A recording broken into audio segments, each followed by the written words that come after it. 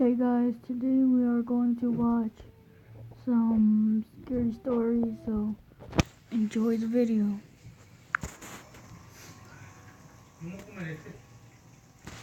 My name is Ethan, and I'm a photographer. I took a trip last year with my wife to the Colorado mountains for an art project. My wife is also an avid skier, so she talked me into adding skiing into the trip. We had the option to book a room at a ski resort or rent out a private log cabin. The second one seemed more romantic, so I picked that one.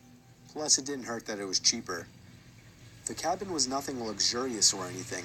It was a single-floor, four-room little thing. A two-person bedroom, a small living room, a kitchen, and a bathroom.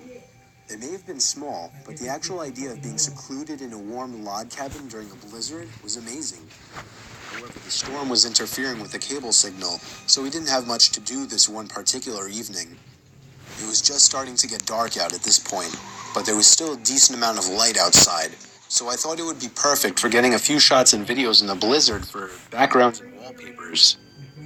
I told my wife I'd be back within 10 minutes and slipped on my boots and coat. The moment I stepped outside and shut the door, I noticed footsteps leading up to the door in the snow that had blown under the wooden awning. I could see the prints doubled, as whoever left them there turned and went the opposite direction. I was freaked the fuck out, but I wasn't about to go inside and scare my wife. I decided to give in to my curiosity and followed the prints to the right side of the cabin. Right away, I noticed that they led to the bedroom window. My heart froze in fear when I saw this. I could see my wife sitting on the bed using her iPad. She noticed me, and I waved. She laughed. I continued to follow the footprints around the cabin to the other side. They led to the living room window on the other side. Someone was stalking us, but how long ago was the question? I found myself standing there for a good minute asking myself if I should follow the footprints anymore. For whatever reason, I decided I would. They were now leading away from the cabin. I knew I was following the prints to where this person was going, not coming from, simply by the boot marks. I followed the prints away from the opening and into the trees. That was where I saw him. A man wearing a black coat facing a tree, slouched down looking at the ground. He was still as a statue, and I could see the snow piling up on his hood and shoulders. I froze in my tracks, trying not to make a sound. I would have thought to ask him if he needed help otherwise, but this guy was just standing there not doing anything, like some kind of deranged freak. I started to gradually move backwards without even turning around, making sure this man didn't turn around or notice me. When I got at a visual distance, I turned around and stomped through the snow back to the cabin. When I slammed the door shut, my wife came over to see what was wrong.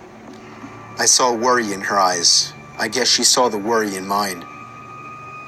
She knew I saw something, and after a few minutes of harassment, I finally told her what I saw. She immediately started packing her things, telling me we're leaving right away. I told her no, we're not going anywhere. I would not get a refund for leaving early, and I wasn't about to up and leave just because some weird guy was walking around outside. She made a point of locking both locks on the door and making sure all of the windows were sealed shut.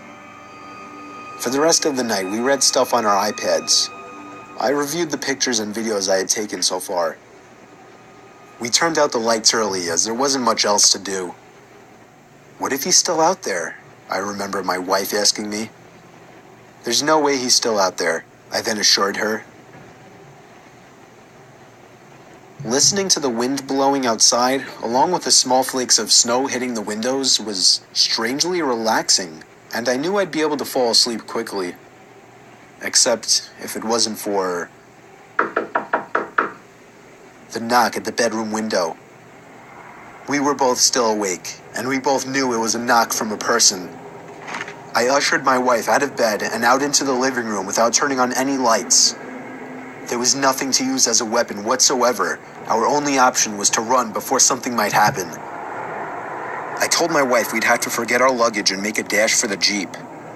We slipped on our boots and coats in the dark in a matter of seconds, and when we heard a knock at the living room window from the opposite side of our car, we took that opportunity to run.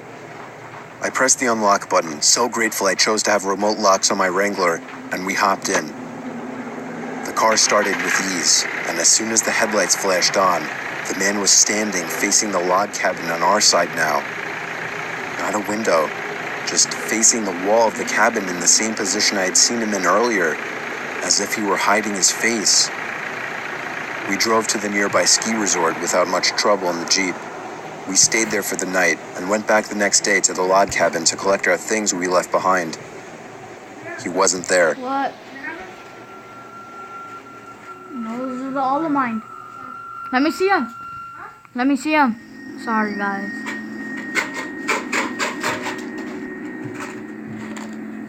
I'm 27 years old. I live alone in a rural town in Virginia, about 2 blocks away from my parents. My parents are both in their 60s, and my mom has become a very worrisome woman in her old age. Sometimes she walks over uninvited and lets herself in, since I had regrettably given her a key, which can get a bit annoying. Like if I would be out really late on weekends at a bar or with women, I would sometimes come home to my mom sitting in the living room waiting, worried sick. I know you may just think, oh my god, that's crazy, why not just put your foot down and tell her to stop? Well, because you don't know my mom. It's very hard to describe her, but she's the kind of worrisome, innocent little... I was at a nearby club with a group of college friends, really the only place to hang out in this boring town, and I was getting ready to head home. I said goodbye to all my friends and walked the 3 blocks it took to get back to my house. I walked up my front stoop in my drunken haze and dug my hands in my pocket for my keys. When I grabbed the doorknob, I realized it was unlocked. My mom was here again. I quietly opened and shut the front door, locking it behind me. I put my keys on the kitchen counter and found a note written in my mom's handwriting saying, "You forgot this at our house, next to the box of half-eaten cake my parents didn't want." I didn't see my mom anywhere, so I assumed she must have gone upstairs to sleep in the guest bed until I got back, which is something she would commonly do as well. Then I heard footsteps upstairs, confirming it, and that's when I sighed once again. 27 years old, almost 3 in the morning, and she still has to wait up and treat me like a child. I ran upstairs to check the guest bed, empty, along with all the bathrooms. I was afraid Mom was having one of her episodes due to her condition, so I ran to the phone to call my dad. After 4 rings, my dad picked up in a groggy voice, asking what the hell is the matter.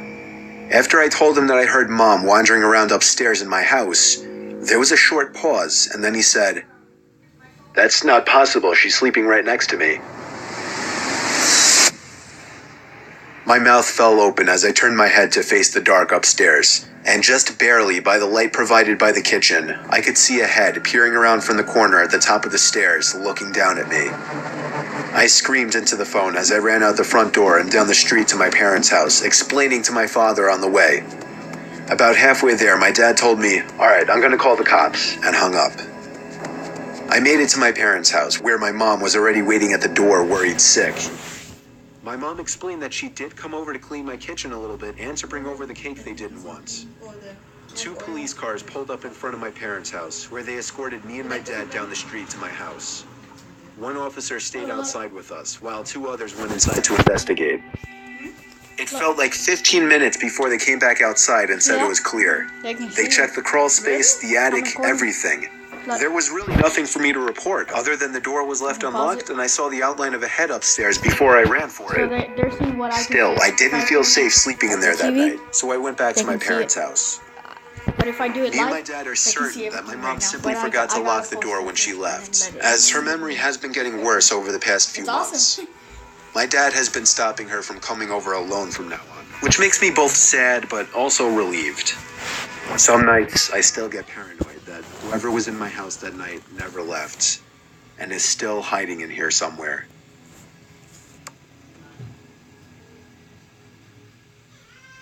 I would have left that house as soon as I saw that guy. I would have packed my stuff.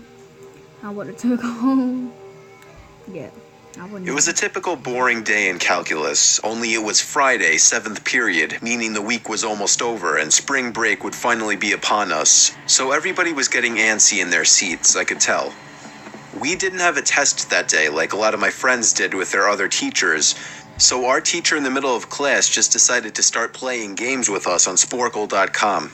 He was a very laid-back teacher like that. As we were doing some brand logo quiz on Sporkle, I remember the exact moment Oh, sorry guys. it happened. Right after my friend answered a question, I remember the exact answer too, Adidas. The dean's voice came through the loudspeaker. He sounded panicked and frantic as he told all the teachers this was not a drill and to go into lockdown. I actually got the chills, and I got goosebumps on my arms as our usually laid-back teacher too seemed panicked as he ran to turn off the lights and ushered us to the back corner of the room. We all sat in silence for about 2 minutes, and then the usual buzzing that came from a panel in the back of the room ceased, indicating that the school must have cut all the power. We all looked at each other, realizing this must be serious. A few more minutes of waiting later, we heard a man screaming at the top of his lungs coming down the hallway. 2 girls in the class actually started crying, which made all of us even more scared. As the screaming got closer to the classroom, the lunatic-sounding man started banging on the lockers while screaming, "I'll kill all of you." It was at that moment that I started to fear for my life. My teacher shushed us as we all looked at each other to see our peers' reactions. The banging then moved from the lockers to our classroom door. And that's when one of the crying girls screamed no. The banging on the door only grew worse as the man started screaming, "Open up." 2 of the girls in the class were crying out loud now. It felt like an eternity that man was pounding at the door. But eventually, he finally continued down the hallway, screaming like a mentally insane person, until we could not hear him anymore. I'd say 10 minutes later, though it felt like half an hour given the situation, the dean came back on the loudspeaker explaining the situation, which was surprising for him to do. He explained that some apparently mentally unstable person entered the building and assaulted the woman sitting at the front desk, causing her to flee the building screaming, and staff wasn't sure if the man was armed or not. Now, this was before the school had cameras or could afford proper security, so the school was wide open to something like